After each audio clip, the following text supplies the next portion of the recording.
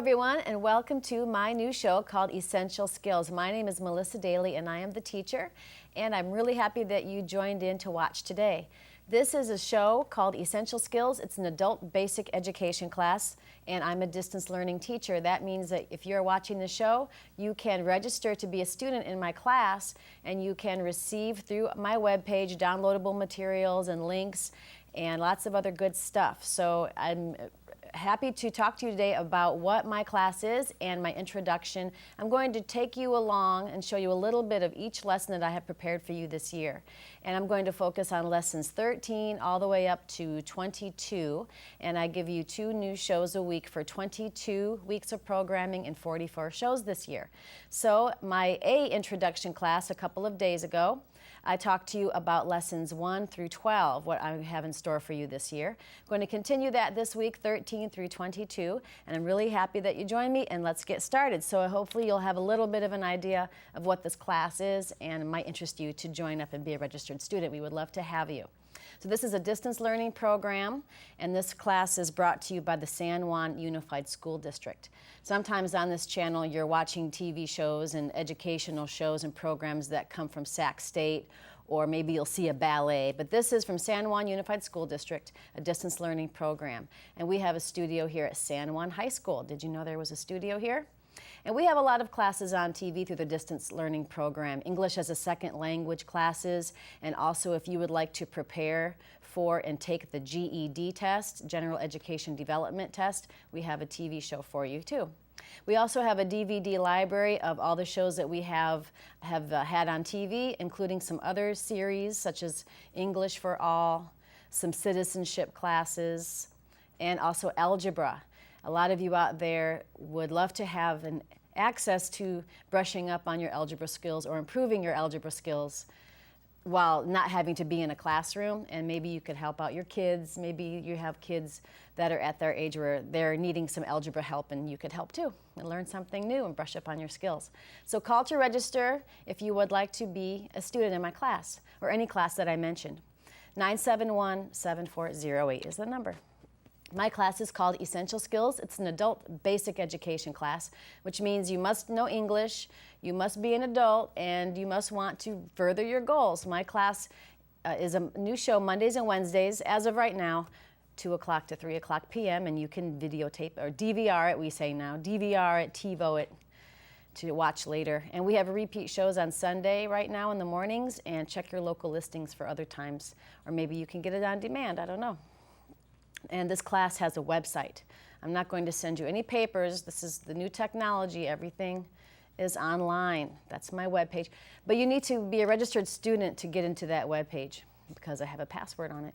So you must have an email address, and you must have internet access to be in my class. And it's very easy to get an email address, which I'll explain in a couple of minutes. My class is going to teach workplace skills. All the skills that you need to be successful at your job, whether it's communication, how to work math in the workplace, how to write and read and follow directions and participate. All that team building stuff is really important, including how to write a resume, how to prepare for your job search, how to really excel at interviewing skills or answering questions. We also talk about grammar, reading, writing, and it's a great way to supplement the GED on TV class, because a lot of us are getting a GED to have some sort of degree that we can put on paper, right, to meet requirements for our jobs or other schooling. So this is a really great show to help you apply that knowledge to the real world. As I mentioned before, you need to have an email address to be in this class. And if you don't have one by now, it's really easy to get one. It takes literally, a couple of minutes. You can go to Google. They have a free Gmail account. So you'll click on Gmail at the top of the screen, click on Create an Account, enter your information. And as I always tell you, your email address, your name, make it a professional sounding name, preferably your name or your initials and a number, something like that. Same with Hotmail. They also have a free email address service at www.msn.com. Click on Hotmail, sign up, and follow the directions. And once you have that email address, let us know.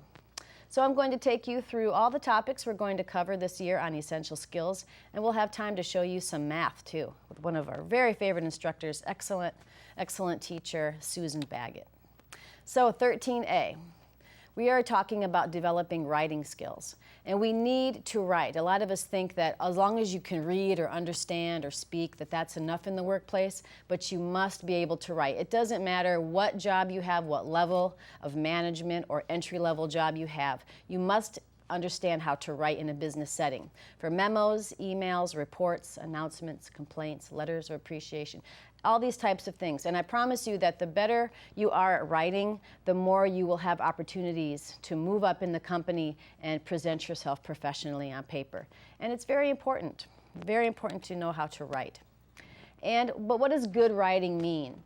Good writing means you must know who you're speaking to, what level. Like for example, if you are giving a lecture about chemistry to 5-year-olds, it won't be the same lecture that you give to someone who's going to become a doctor, right? So you need to know your audience. That's how you first understand how to write well, because you're delivering a message. You must know your purpose. Why are you writing?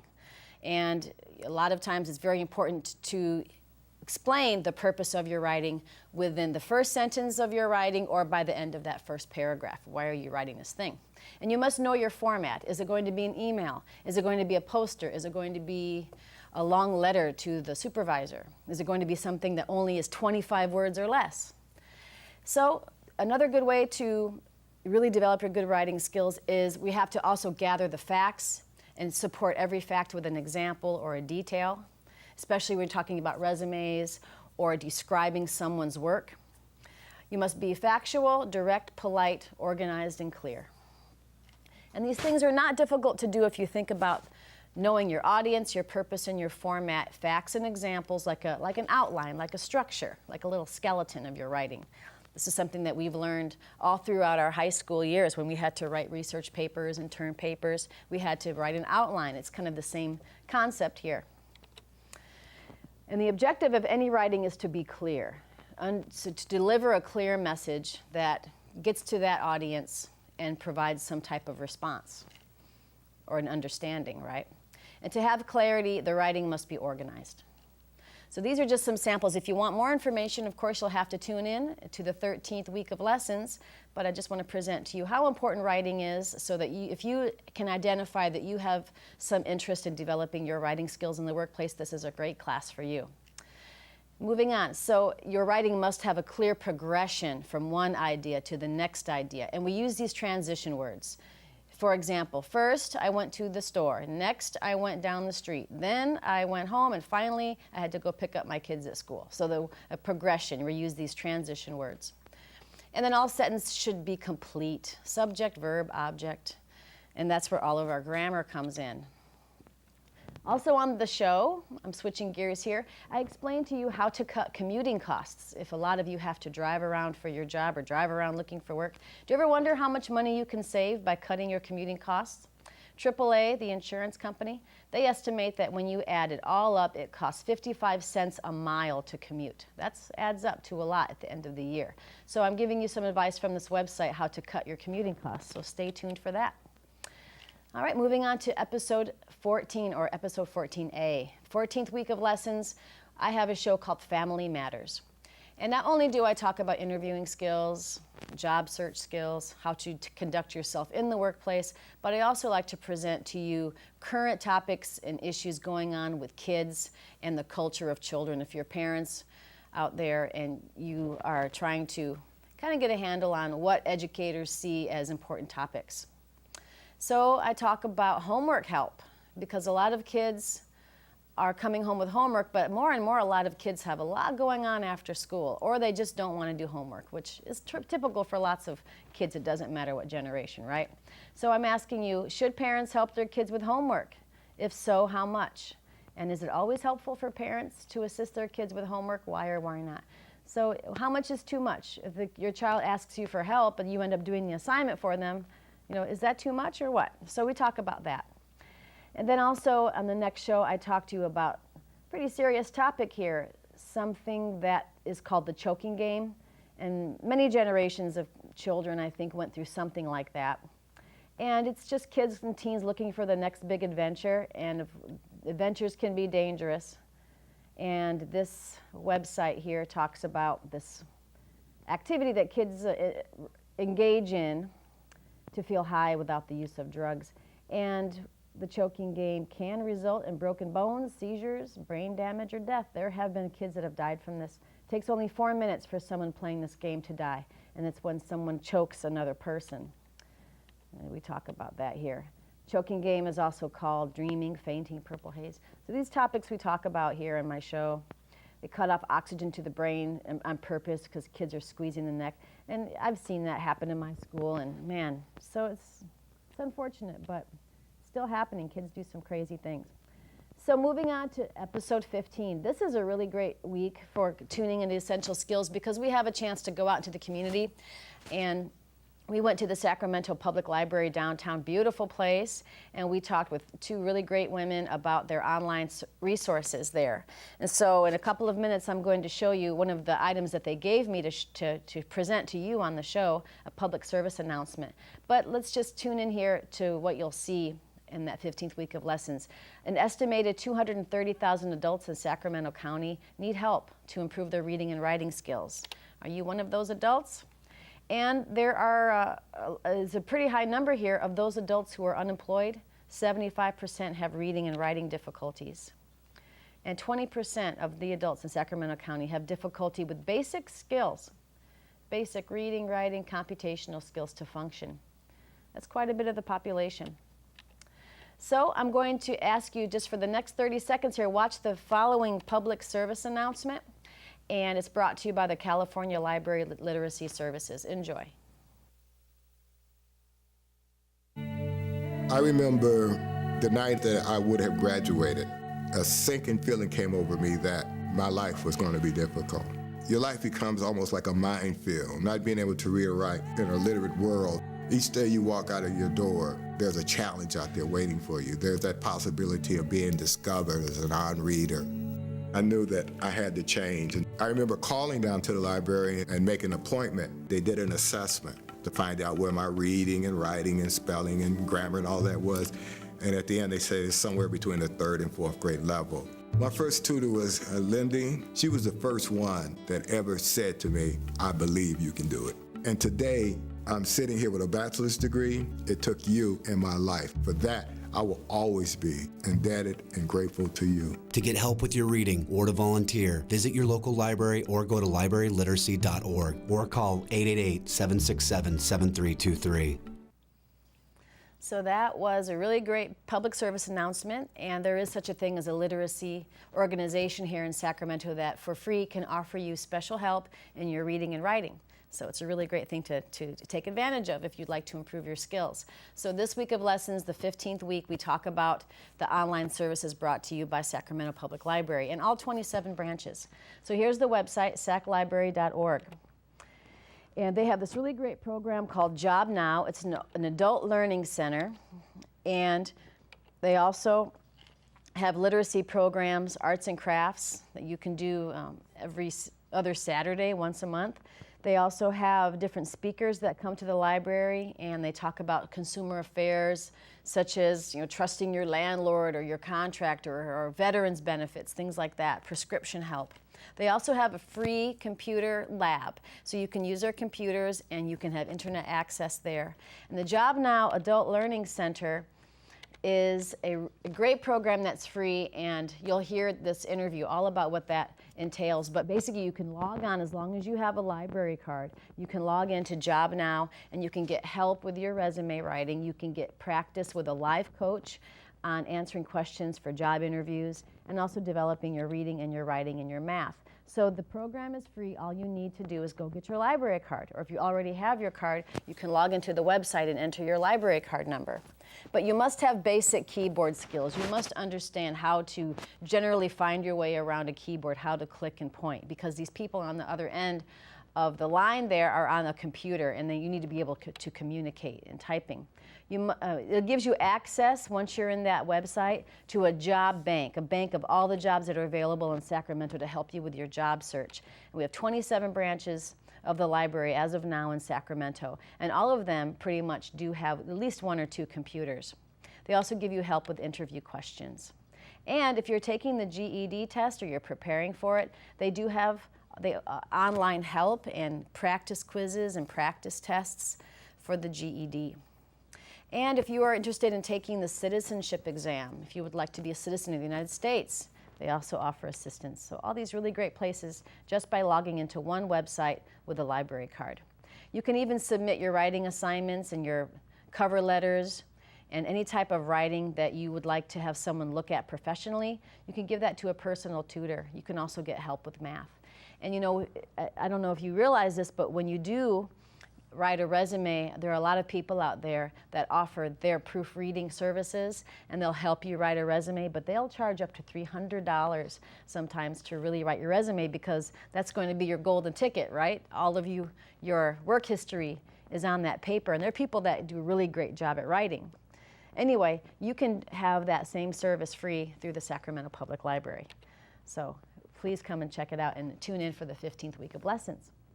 Then moving on to lesson 16A, we talk about trends and predictions. Here we're talking about math in the workplace and being able to interpret and analyze data that you might see in the workplace. And we watch a really great video. It's a little dated, but it's still really great for the content and for the message. You're going to learn how to read different types of graphs and spreadsheets. How do you draw conclusions from those types of graphs? You're going to be able to find averages of groups of numbers and understand how estimating and finding the average will really help you in the workplace. You're going to explore how and why data is collected at work and what it's used for. And you'll understand that data is used to make comparisons, track growth, and help analyze problems when it comes to sales and maintenance and things like that. And you can display data in lots of different ways. And in the 16th week of lessons, I give you a little mini PowerPoint lesson on how to draw a chart or a graph. So tune in for that. And I'll give you an example right here. So we also talk about vocabulary words in my class. And some vocabulary words that I will present to you in the 16th week. The first word is graph, just a little sample here. And a graph is a diagram that represents either an equation or data. For example, I have listed here all this data. It's a company has collected this data, and they make TV stands, and they show that in the first week they made this amount. It's a little bright on the screen maybe, but it's 2,340, 2,240. All these numbers are different from week 1, 2, 3, 4, 5, 6. Well, that's kind of hard to read. What does that really say? How can I draw a conclusion about that? It's just a bunch of numbers. But if I can take that same information and put it in a bar graph, then you can see, oh, look what I did. So at week 1 through 6, there's 1, 2, 3, 4, 5, 6. We can see, what are these numbers? What do they represent? There's a high bar and there's a low bar. If I'm looking, oh, high bar means that there were, 2,320 TVs week 1, but then week 5 there were only this many. I wonder why. Then you could say, why is week 5 lower than week 1? Well, that was Christmas, or maybe the person making the TV stands was sick, right? So it's much easier to be able to analyze data and draw conclusions when you see it in different ways. So this is a really great show to help you think about that. Also in episode 16A, I talked to you about help with the budget. And we can always use a little help with the budget to save money when we can, right? It's no fun to spend money if we don't have to. And actually, it's becoming quite hip to be thrifty, in my opinion. And it's very easy to create a budget, but we really have to work to stick to it. It's almost like a fun little second job. But you can also think of a budget like a relationship. If you don't commit to it, it's not going to work. You have to stay actively engaged and motivated to stay on that budget. And budgets work best if you have a reason to save money. Sometimes you lose your motivation if you don't really know what you're saving it for. So we talk all about how to learn how to curb your spending, how to look at making a budget. Pretty fun to do and pretty easy if you stick to it. Moving on to episode 17A, the 17th week of lessons, we talk about learning at work. Some of the key ideas about learning at work. Of course, you have a job perhaps, and you're trying to get ahead. You just don't really have a lot of direction. And sometimes when you're at work, it's very easy for the supervisors to get caught up in their own work, and maybe they don't have a lot of time to really motivate you or mentor you through how to be more successful. So in this week of lessons, we talk about how you can take the reins, be proactive, actively engage yourself at work to get ahead. And some of the key ideas that I'll explain that week are, number one, you need to pay attention to all the company information. You need to know important dates, important policies, all those things that the company stands for. Have some idea of what kind of values and what the mission and the goal is of that company. Also, for your training, take responsibility for your training. Don't wait for someone to come to you and say, you know, you are late on that annual training you were supposed to do 2 months ago.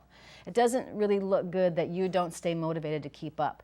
It shows you're very responsible and you have an interest in the company and you want to grow further if you stay on top of that training. Or you can ask for additional training. The worst they can say is no, right? And one of my former jobs, I needed some help learning how to operate a computer program, and there was a class that was offered, and I asked to go, and they said sure. And that was awesome because I had the training I needed to get ahead, and they provided it for me. So taking responsibility, learn what you need to help get better at, learn what you need to improve upon, and take that training and go for it. Also, it's important to learn from feedback in your job reviews. Don't be afraid, and don't avoid getting feedback from your supervisors and coworkers. Don't go bury your head in the sand. You're getting paid to do a job, and the more you can do that job well and with confidence, you need to have that feedback from your supervisors and your peers to know if you're on the right track. So learn from those things. Don't be defensive, and try to learn from it, because ultimately it will help you be more successful. And doing your job well will open those doors and give you opportunity for growth. And let's see, what else? Keeping a positive attitude. Having a nice smile on your face, being nice to people will take you a lot farther than just knowing how to do the job. Take advantage of training opportunities, kind of the same thing as you're going to be responsible for all the training that you need. And then for additional opportunities, go for it. Show an interest. And keep your long-term goals in mind. A lot of times we start off at a job that we don't want to retire at, but that's just that first step. And keep those long-term goals in mind. If you'd like to be the manager of the company, everybody will definitely respect you more and understand that you know where they're coming from if you've done some of the other jobs in the company. Okay, what else do we talk about 17th week of lessons? We talk about soccer head injuries. ConnectWithKids.com, you'll see that I use a lot of family and children and teen topics from this website. You can sign up and get their weekly newsletter. That's what I do, and then I just report on something that I think is really important to talk to you about. And one of the articles I thought was very fascinating was how many kids are becoming injured more and more with soccer. And just this morning, I was reading on the headlines that cheerleading also has a lot of injuries. You're flipping those girls up in the air and they land on their back. There was a picture of a girl who was paralyzed. It was just really sad. You think all those years, everybody wants to be a cheerleader, you know, the girls, but it's a very dangerous sport, and it's very competitive. A lot of knee injuries and things like that. So in this show, we talk about soccer head injuries, because concussions, or getting knocked out, getting the wind knocked out of you and kind of blacking out, concussions account for nearly 1 in 10 sports injuries and are most common in football and boys and girls soccer. And what is a concussion? So the Mayo Clinic, which is a huge hospital in Minnesota, a lot of great things come out of that clinic. Anyway, they define a concussion as an injury resulting from a violent jar or shock to the head, causing a temporary loss in brain function. Isn't that, it's kind of scary to think your brain actually stops working for a brief period of time when you have a concussion. And a lot of things can happen over time if a child repeatedly gets hit in the head or bounces things against their head. A University of Pittsburgh study revealed that high school students who have 1 or more concussions are 9 times more likely to have confusion and memory loss, which, you know, is permanent. And I talked to you in this show about famous football players and young high school students that had too many concussions and they're permanently injured and they can't go on to college football. And it's really a very important show and a very important topic to be aware of. All right, moving on to the 18th week of lessons, we talk about your job and how to love your job. Love your job. I got this idea for this show from my coworker Marisol, who teaches Inglés y Tú, an English as a second language class on this channel. And she gave me this book called I Love Your Job, and I thought she said, maybe you could use this on your show. And it was really motivating, and I thought it was really important to focus on the key ideas of loving your job, because it's important to regroup and think, sometimes things could be better in our jobs, but a lot of us, if you've been at a job for a while, there are lots of things you could look at to really think about how you can enjoy your job and then therefore become more motivated to be more successful and to take responsibility at that job, to learn something more. All right, moving on, let's hear. 4 out of 5 people reported that they disliked at least one aspect of their job. This is from this book here. So, of course, no job is absolutely perfect, but at least one or more things people dislike. And the author of this book says 95% of the people that she interviewed do not like their job. That is a lot of people. And so what does it really matter? It's just a job, right? Do our feelings about work make a difference? Do they make a difference to you? Have you ever had a job you absolutely hated, you just couldn't walk through the door, and how did that make you feel? As opposed to a job where you really excelled, you were in your element, of course, your feelings do affect you, and especially when it comes to your work, because we spend almost 100,000 hours during our lifetime at work. So that's half of our adult waking hours. It's a huge investment of time to think about all of the years that we spend at work. So if you don't love your job, you will feel it and you will show it. You can have feelings of boredom, frustration, depression, hopelessness, anger, stress. And this is true. If you are having a hard day at work and you come back home, a lot of times it's hard just to switch gears. If you're bored at work or frustrated, it does carry over into other parts of your life. And then while you're there at work, you might not be as motivated to really support the company. So you'll definitely feel it and show it. So in this lesson, we explore these questions. What does it mean to love your job? What is that really saying? And how can you keep loving your job? Can it just stay that way forever? And what if you don't have the job you love right now? What if you're at a place now where you feel like you're stuck, you're just not happy there? And then what about when you do have a really great job, but then everything else kind of falls to the wayside? Is there life outside your job? Do you have some type of balance in your life? The bottom line, a job you love is a job that lets you act on your passions as well as your skills. Marrying up what you do really well with things that you like to do is the key to having a job that you love. And we talk all about that in the 18th week of lessons. So let's see here, 18B, that's the Wednesday show. We explore further. People can love their job, they can like it really well, they can hate it, right? But just think about this. Think about if any of these things apply to you in your job. Does your job challenge you in just the right way? Is it just enough challenge? Is it not boring? You can learn something new. So we explore this. If you love your job, you might say to yourself that your family feels positive about your job. For example, you don't work for the mob. It's not illegal or immoral. Your family is proud of you. My job doesn't demand that I act like someone I'm not. Having a place where you can present your true personality, show up your strengths, is a really great way to love your job and enjoy being there. I like the pace. Do you like the pace of your job? Some jobs move a lot slower than others, and some move a lot quicker.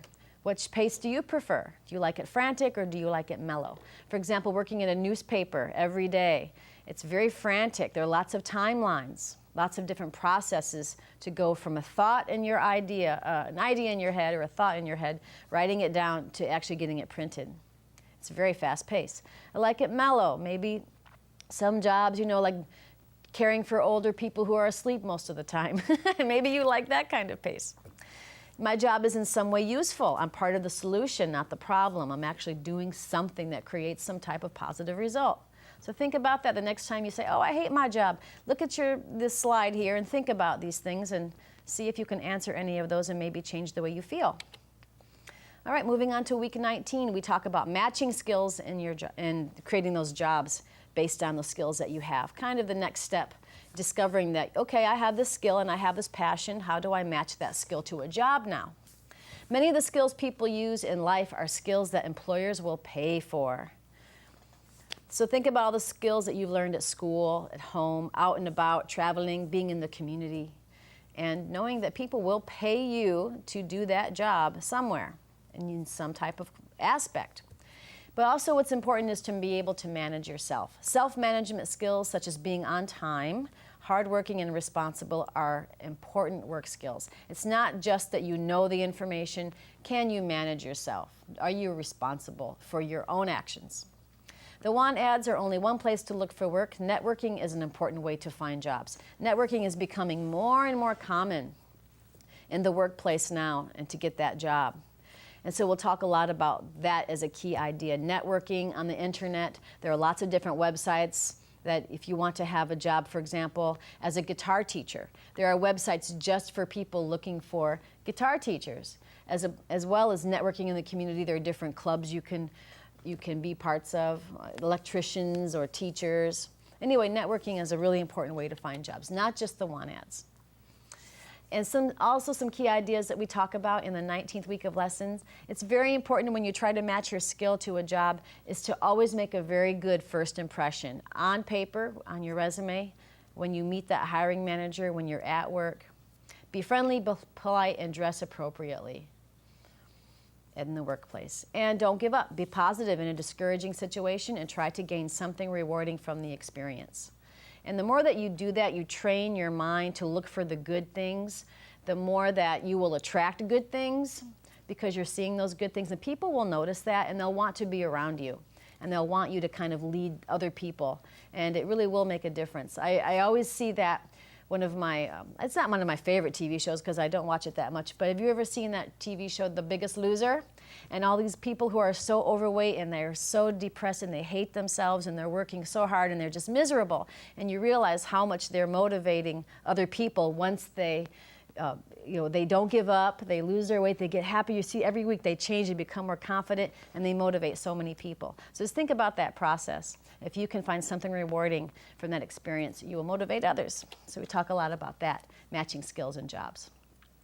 In 19A, we also talk about resume mistakes, the top 10 resume mistakes.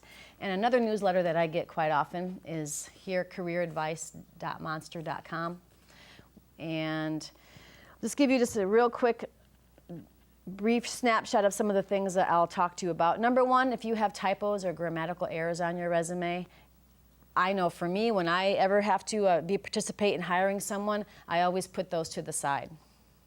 And then probably not, because they didn't take that time. And I know I make my mistakes in PowerPoint, so I'm guilty of that. But typos and grammatical errors on resumes, no way.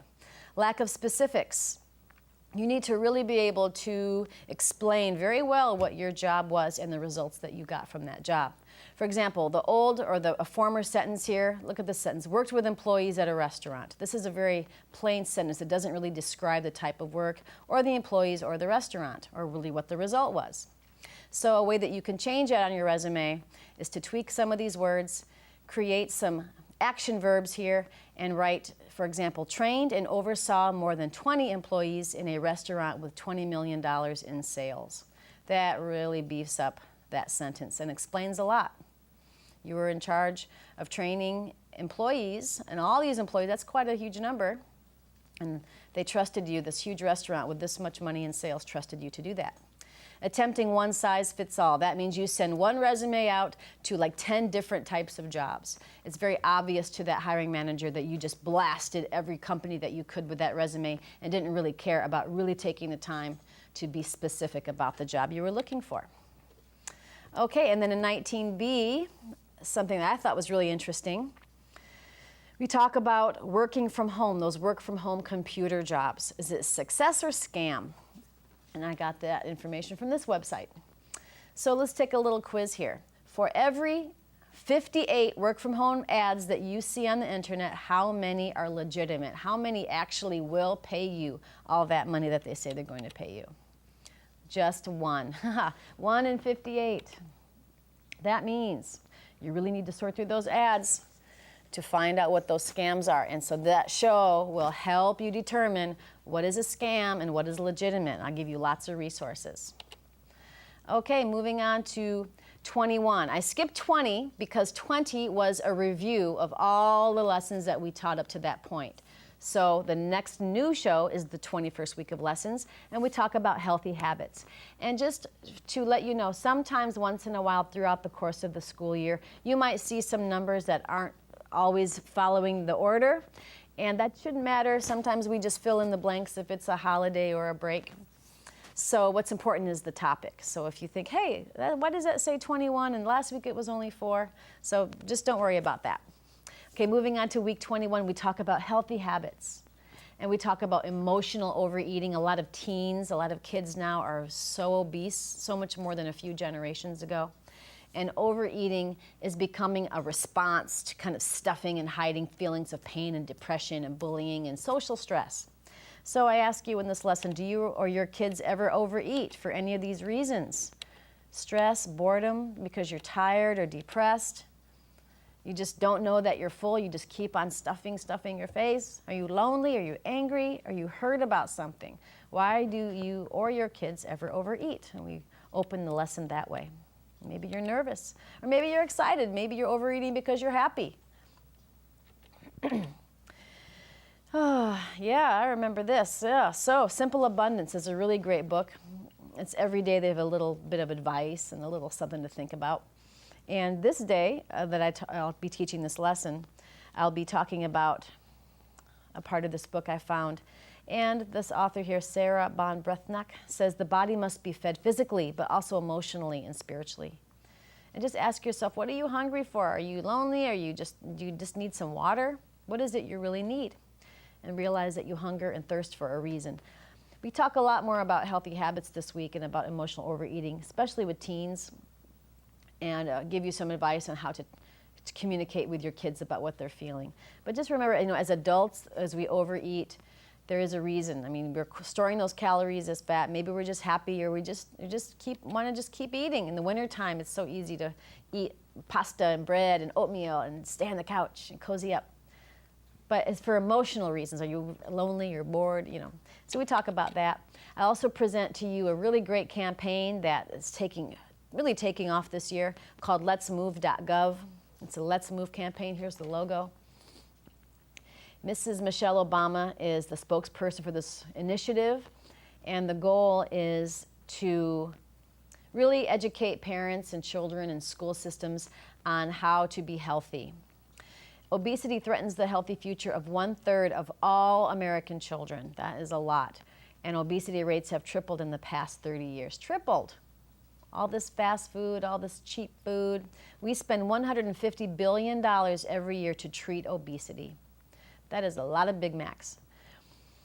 And the number is growing. For the first time in American history, can you believe this? Our children's life expectancy may be shorter than the parents. We need to get moving. How many kids have diabetes now and heart problems, high blood pressure, anxiety? And they're playing those video games and not exercising and eating more than they burn.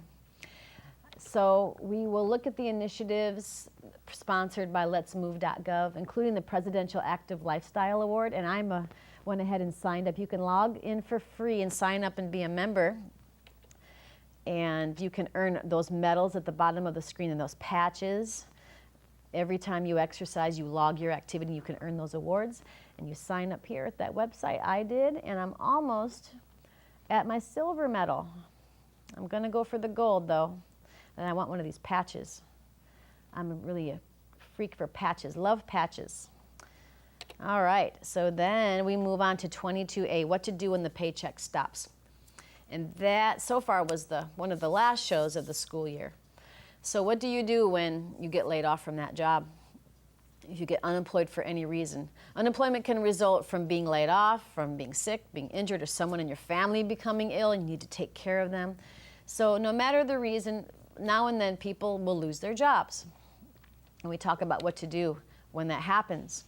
First of all, we have to realize that it's not the end of the world and it can be survived. If you have a positive attitude, there that is again. If you know where to find help, how to take action to reduce the impact of not having a paycheck. And that's important too. I mean, you might be positive and know where to get help, but if you don't actually take any action to get that money or get that paycheck going again, it won't make a difference. Really great publication I got this information from, When the Paycheck Stops. It's available online as well, and I'll give you some more information about where to find that in my show. Just a little quick little brief glimpse into what we'll be talking about. We're going to talk about surviving unemployment first of all. understanding that you lost your job. You didn't lose your life. You will bounce back. But right now, your job is to stay strong and be positive about yourself and your future and give yourself and your family a nice example to follow. And it is bad enough when you lose your job if you're single, but if you're married with kids, who depend on you, it's very stressful and very scary. So it's normal to feel a little stressed out. But it's also important to explain to your family what's going on, include them in your plans so that everybody's communicating effectively and nobody's feeling pain or anger or depression. All right, you guys stick together. And bad news doesn't get better with age, that's true. Face the problem and make plans with your family and your financial partners. So we talk all about how to survive unemployment. I also want to leave you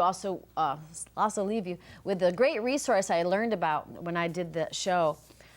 We'll talk about different resources, for example, the Sacramento Works Career Center. If you'd like to take a self-assessment test to find out what you're good at, helping with resumes, etc. We talked about that on Monday's show. But there's also a great service, and it's just 3 simple numbers, 211.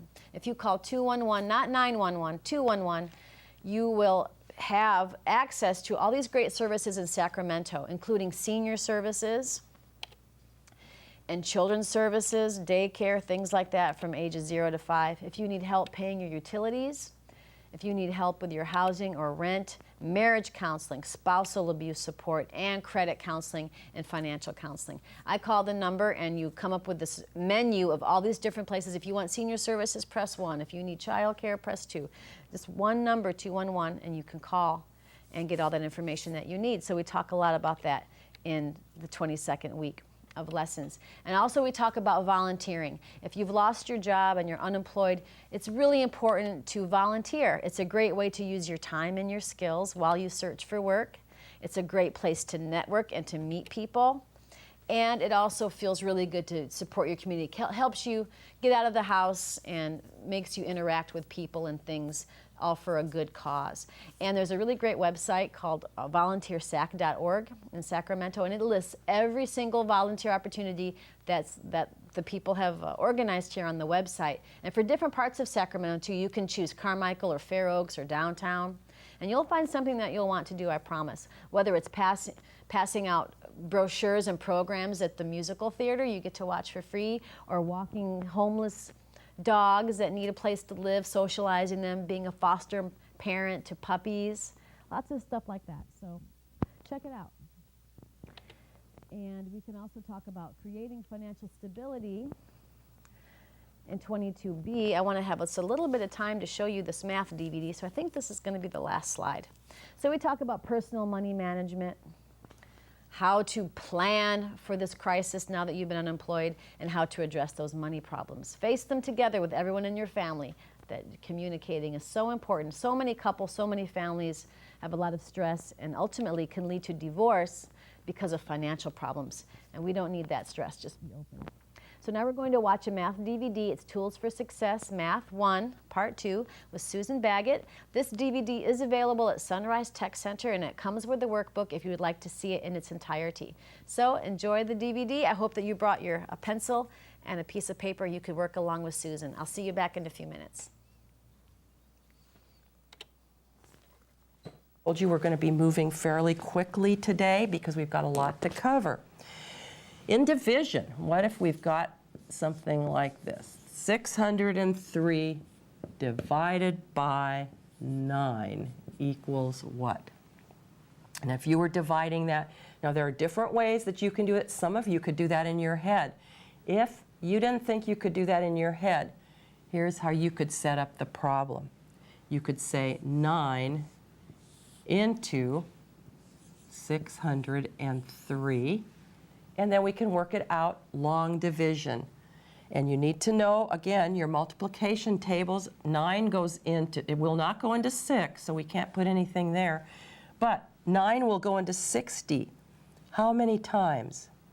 And you're going to need to know your multiplication table. 6 times 9 is 54. So you take 6 times 9, bring that 54 down here, and then subtract this from that number. So you're going to have 10 minus 4 is 6. Then you're going to bring down the next number. You had 6 left over here. 9 wouldn't go into 6, but now you bring your next one down, your next digit, and it's 63. And 9 will go into 63 how many times? 9 times 7. 7 times 9, 63. So we have no remainder here. It came out even. You've got that answer. So that is long division. We're going to look at a couple more just to make sure. Some of you have said the long division is a little bit of a challenge. Let's take a look. What if you had a larger number? 3,035 divided by 5 equals, and we can do the same thing.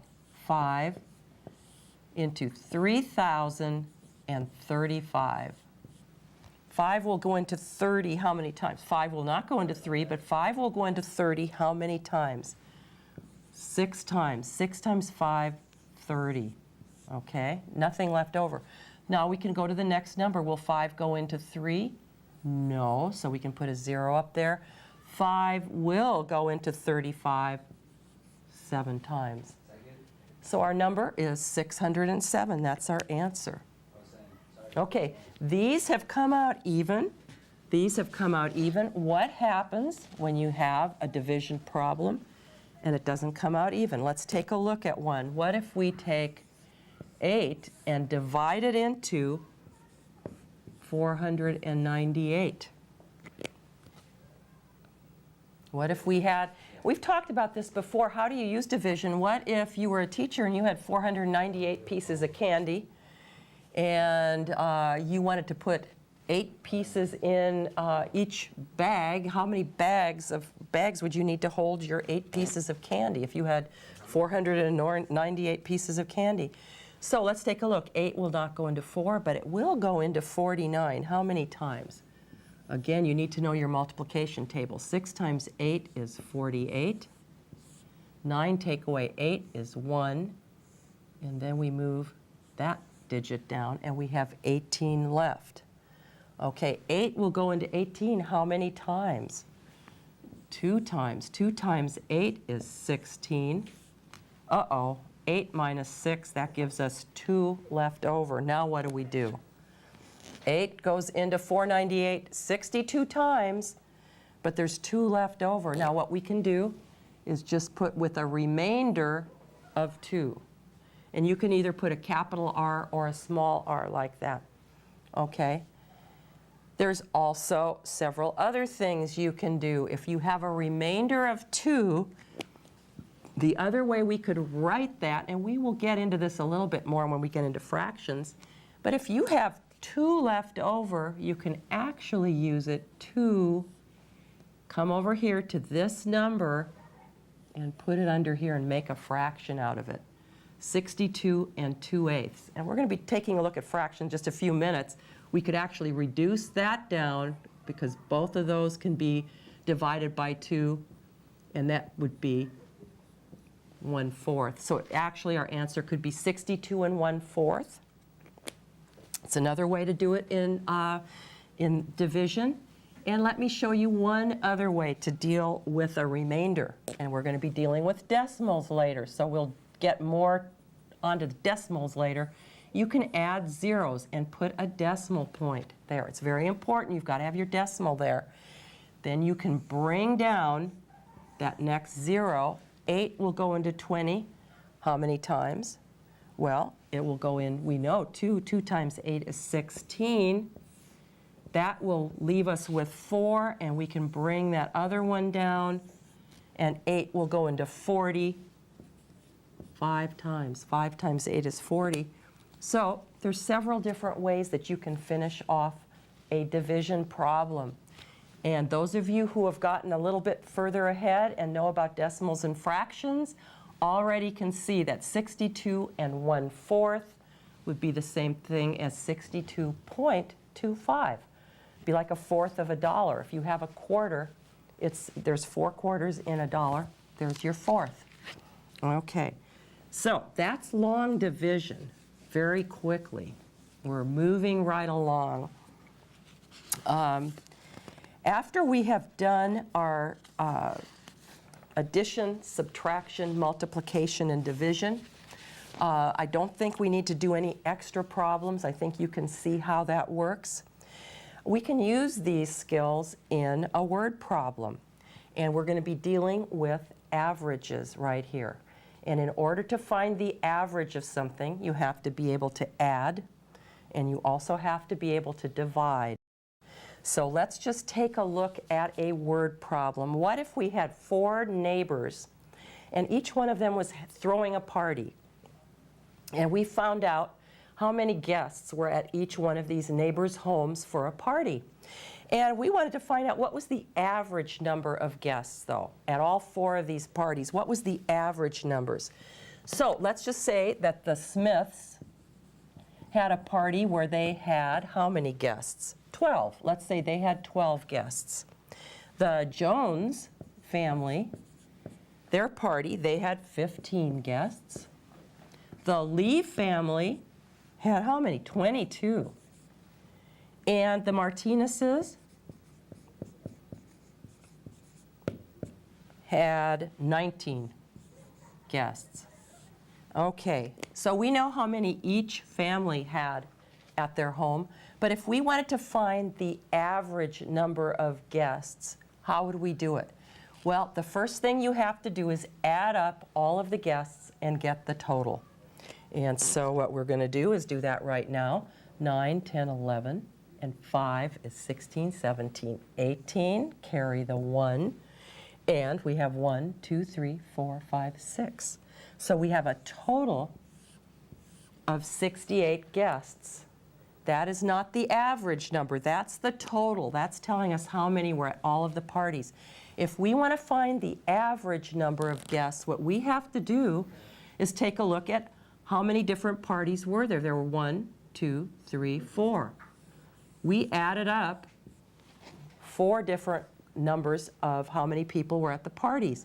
So 68 divided by 4 is going to give us the average.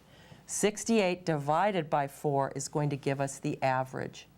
And here again, let's see if where's it easier for my camera person to get it? Probably here. I can either do this in my head, or if you need to, you can just do your long division again. Let's do it as for a little practice. 4 will go into 6, what? 1 time. Bring that down. 6 minus 4 is 2.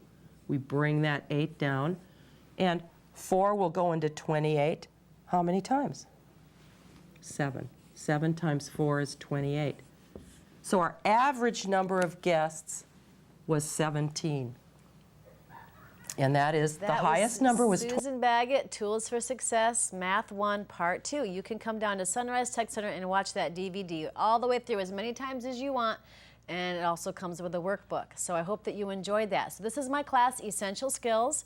I taught you all about what I'm going to present this year from lessons 13 to 22. I hope that you call and you become a registered student. We would love to have you in the class. I'd like to leave you with a quote of the day, which I do at the end of every show. And this one is from George Willem from O Magazine, September 2003. And he says, "Nothing great in the world has been accomplished without passion." And that's true for music, it's true for art, it's true for managing and making a success out of your job and your families and all of your great hobbies. So nothing great in the world can be done without passion. So go out there, pursue your passion, match it with a skill, ultimately a job. And until next time, have a great day. See you next time on Essential Skills.